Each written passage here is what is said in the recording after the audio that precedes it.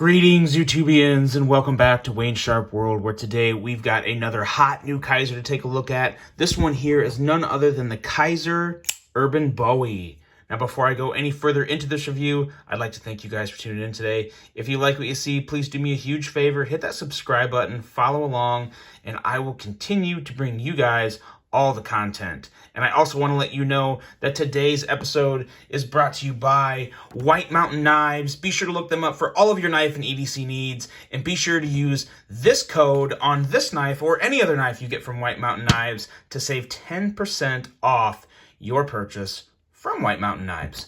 So there's that. We'll stick it up there. And guys, I'm really excited about this release from Kizer. There's not very often that a fifth pocket knife comes out that really grabs my attention. I really enjoy fifth pocket knives. I have videos dedicated to them, and I really do like them a lot. But this one here is just such a nice change up from your prototypical fifth pocket knife. Kind of close to that line of fifth pocket knife or just a small EDC. But in my opinion, it is more of a fifth pocket knife. We'll touch on all that more here in just a second. But first, let's take a look at some overall specs on this knife.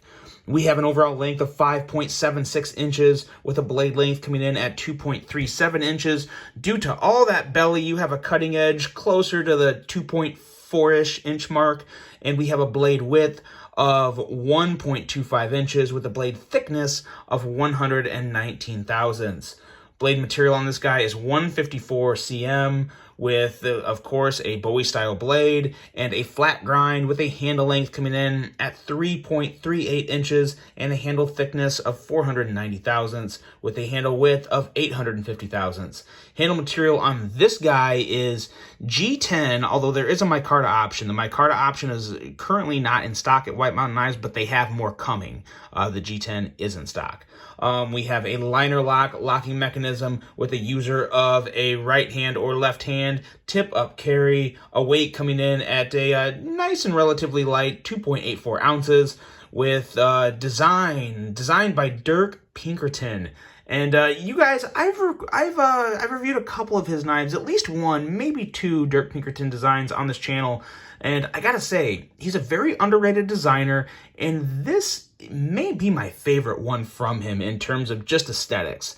And the price, we have a price coming in at $59. Very reasonable $59 for what you're getting here. And let's start going over that. But first, let's do some size comparisons. Got some pretty good size comparisons for this guy here. Look at that. It's just a design that just speaks to me. Every once in a while, I come across one that just really grabs my attention. Let's compare this to the CJRB Mylea, as well as the CRKT Pilar. As you can see, very much in line with both of those knives. Right off the bat, two great comparisons. In terms of ergos, I can't say it's very close to either one of these. Very different handles overall. But again, in terms of overall length, pretty spot on. And then we have a couple more to take a look at. And in terms of ergos, these two may be a little better. We have the Kizer Lieb. Actually, I'll put that one down here. And then we also have the Civivi Odium. So when it comes to ergos, these two are a little better, but it's still not quite the same. As you can see, the handle in the Urban Bowie it curves down a little. So it doesn't quite have the same feel. Maybe a little closer to the Odium if you're not using the choil. But regardless, I think we have a good idea of just what size of knife we're talking about today. And let's get into this knife. And man, oh man, let's start with this very unique Bowie blade here. Get that, whatever that was, off the handle. In my opinion, this is just a very attractive and just a fun-looking Bowie blade. It's a nice change up to your prototypical fifth pocket knife blade, which is usually more of a drop point, maybe a sheep's foot, Tonto sometimes, but the Bowie is just a very nice change up, gives you a lot of belly, and again, with that curving handle, the actual blade itself is a little more aggressive and the tip's pointing a little more forward. But it also has a very nice edge coming in at 21 thousandths which is pretty nice for a fifth pocket knife. Sometimes a fifth pocket knife doesn't necessarily need to be a super slicer, but I will say at 21 thousandths, this guy is surprisingly slicey. It goes through paper like a breeze. And I want to mention something here, you guys, because I got like verbally assaulted by some guy on YouTube that was just really butthurt about the way I review knives. And he's like, does the knife even cut? Why do you talk about everything but how it cuts? Well, I do mention how a blade cuts, but at the end of the day, cutting paper on a video doesn't really tell you much. And let me explain. Let me grab a piece of paper real quick. So, tear it in half so we don't have a bunch of paper taken up. So we got a piece of paper here. And now I can take this blade and I can cut right through it easily. As you can see, it cuts through the paper like a breeze. The only reason it stopped there is because it's a shorter blade. As you pull, you obviously run out of blade cutting edge, and it stops cutting, obviously. But there, it's super slicey. I mean, I'm not, I don't think I'm throwing anyone off or lying to you or deceiving you when I say that this blade is slicey. But the problem with cutting paper in a review is the way it translates in as far as how the sound is picked up and how it looks. It'll look the same for any knife with a respectable edge. It doesn't necessarily, there's a lot more things that factor into how well a knife cuts than just how well it cuts through paper, because what you see on the video is you see the paper being cut. But what you don't see is how easy the blade goes through. How much does it pull on the paper when you're cutting through the paper? That right there speaks a lot to just how smooth and how slicey a blade is. And you can't see that. There's no way, I mean, I can say that, but at the same time, I don't need to... Cutting the paper on TV on the recording, in my opinion, is kind of pointless. I do that during my testing, and you guys see that a blue million times. You do it yourself a blue million times. I don't think I need to cut paper during a review to show you how slicey a blade is. I tell you. And as you can see right there, this blade is surprisingly slicey. And one thing that was very important and very impressive to me, the way this blade was cutting through, was how little it did pull on the paper. So as I'm sweeping through making my cut, there's very little pull on the actual paper that was in my hand. So this is a very nice edge. It's a slicey edge, and it cuts extremely well. But I just wanted to give a little insight as to why I don't cut paper during tests, because at the end of the day, even if it may sound different in person, the camera doesn't necessarily pick up some of those differences. So at the end of the day, they really all kind of look and sound the same. Unless the blade is just really dull and it tears the paper, then you would know. But if a blade was that bad, I would tell you, like I just said on my Best Tech Swordfish review yesterday. If it's that bad, I'm going to tell you. But most of the time anymore nowadays, blades coming out of the box are pretty darn good. So especially a Kizer or a Best Tech. Very rarely I happen to get one of the lemons in terms of a not so sharp blade on a Best Tech. But for the most part, they're all really good out of the box. So I've just never really seen the point in doing that. But going back to this blade after getting a little sidetracked, I really love the jimping on the spine. The way this knife sits in your hand, it really just sets your thumb right where it needs to be. And even if you want to position it a little farther up, they even put some texturing and jimping on the liners, not inset liners, but on the liners on the inside of the knife. So really you have jimping on basically the whole middle portion of the knife of where your thumb would be. There's no way your thumb's going to be back here ever. So wherever you put your thumb on this knife, you're good to go in terms of texture and grip. Very, very nice there. I mean, you could, I guess, technically for some reason do that, but that wouldn't make a lot of sense. So no issues with the jimping. Really enjoy all that jimping real estate they give you on the handle of this knife. As well as the tip. The tip is nice and thick. And again, a tip on a blade like this doesn't need to be super slicey because it's more for just extending the cut. And that was very nice for such a small blade. A Bowie works surprisingly well. You kind of lose the aggressiveness of the tip in terms of being able to really dig into something. You almost kind of have to hold it backwards. But in terms of extending your cuts, as you're sweeping your cuts, that tip and belly pointing back, it really does give you a surprising, I would say, oh man, maybe 2 or 3 inches of extra cut depending on your actual motion when you're making your cut. So a small blade that actually can make surprisingly long cuts. I like that a whole lot. Now going into the handle and ergos. The ergos on this knife are extremely solid. They're obviously not like a Pilar where they have a nice choil and it just melts in your hand. But what these have are very nice ergos in terms of a 3-finger grip.